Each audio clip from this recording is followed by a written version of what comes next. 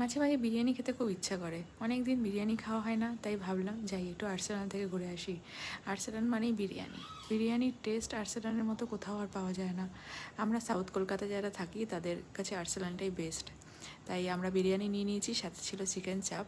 বিরিয়ানি খাচ্ছি, চিকেনের পিসটাও খুব মানে ভালো দিয়েছিল, লেগ পিস দিয়েছিল, সাথে ছিল একটা নরম আলু আর ডিম। আর আমি আগে চিকেনটা নিয়ে নিয়েছি, চিকেনটা দিয়ে বিরিয়ানিটা খাচ্ছি। আর সাইড ডিশ হিসাবে একটু চিকেন চাপও নিয়ে নিচ্ছি।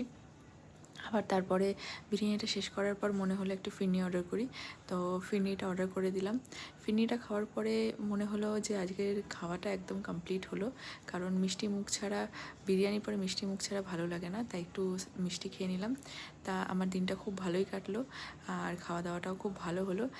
তা আপনাদের কেমন লাগলো ভিডিওটা জানাবেন।